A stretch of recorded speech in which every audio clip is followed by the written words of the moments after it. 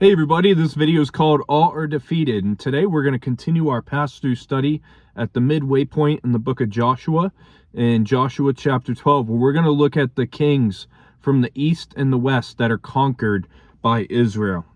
So verse 1, and this is going to be a very short video because you're going to see it's tons of names, so we're going to make this pretty quick here. It says in Joshua 12:1, these are the kings of the land whom the children of Israel defeated, and whose land they possessed on the other side of the Jordan toward the rising of the sun, from the river Arnon to Mount Hermon and all the eastern Jordan plain.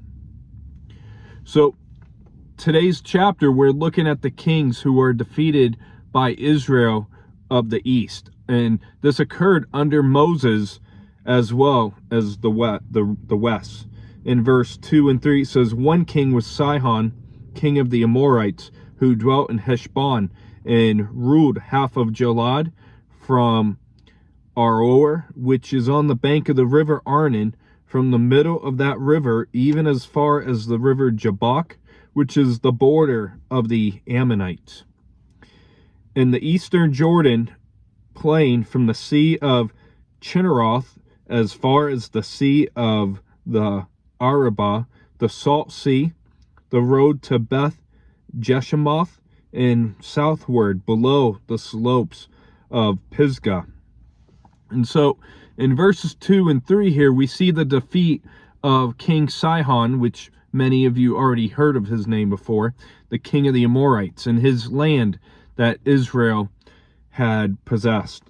In verse 4 and 5, the other king was Og, king of Bashan, and his territory, who was the remnant of the giants, who dwelt at Ashtaroth and at Edrei, and reigned over Mount Hermon, over Sauka, over all Bashan, as far as the border of the Gershurites and the Makchathites. And as I've said before many times, please forgive me with butchering these Old Testament names. And over half of Gilead to the border of Sihon, king of Heshbon. So verses 4 and 5, we see the defeat of King Og, the king of Bashan, and his land that Israel possessed. In verse 6 it says, these Moses, the servant of the Lord, and the children of Israel had conquered, and Moses, the servant of the Lord, had given it as a possession to the Reubenites, the Gadites, and half the tribe of Manasseh. So the eastern lands are deeded to the tribes of Reuben, Gad, and half the tribe of Manasseh, and then half the tribe of Reuben, Gad, and the other half of the tribe Manasseh. And half the tribe lived east of the Jordan River, while the other half lived on the west side of the river.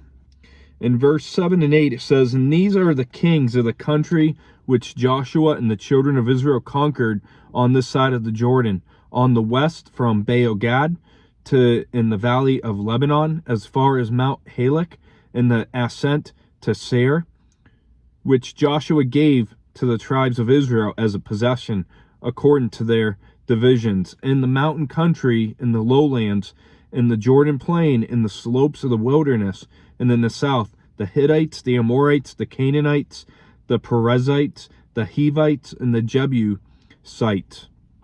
So verse 7 and 8, we see the description given now of the lands and the Canaanite nations that were conquered by Israel under Joshua's leadership. And we're going to read the rest of the verses here in the chapter, and you're going to see why verse 9 through 24 goes together. It says, the king of Jericho, one king of Ai, which is beside Bethel, one. The king of Jerusalem, one. The king of Hebron, one. The king of Jarmuth, one. The king of Lachish, one. The king of Eglon, one. The king of Gezer, one. The king of Debir, one. The king of Geder, one. The king of Hormah, one. The king of Arad, one. The king of Libnah, one. The king of Adolam, one. The king of Makkedah, one. The king of Bethel, one. The king of Tapua, one. The king of Hepher, one. The king of Aphek, 1. The king of Lasharon, 1. The king of Madon, 1. The king of Hazor, 1.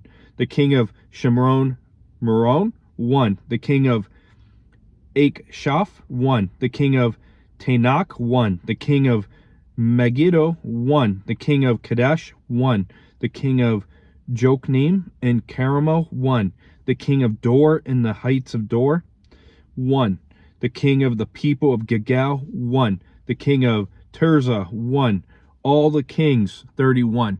So it almost sounds like I'm rapping reading these verses, but you can see why I wanted to do the last half of this chapter together, because it's the list of the 31 kings. So it's recounting the 31 kings that were conquered by Joshua. And the conquest of all these kings covered areas up and down the whole land. And it wasn't because Israel's greatness that they defeated these 31 kings, but because of God's faithfulness is why they fulfilled, the Lord fulfilled. And God fulfilled his word. And God promised the land in his covenant all the way back into Genesis chapter 12, verse 7, and reaffirmed that he would give success and conquest, as Joshua chapter 1, verse 3 and Joshua chapter 1, verse 6 shows.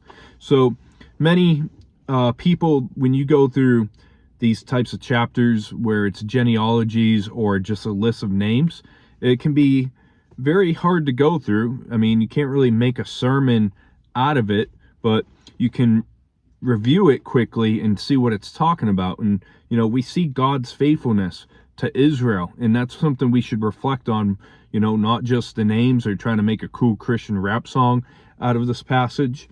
But that's going to wrap up this video, as we're going to look next week at the remaining land and the allotments to the east. So the good news is we are 50% of the way through the book of Joshua, and we'll continue back up this upcoming week. I hope you have a great rest of your weekend. God bless.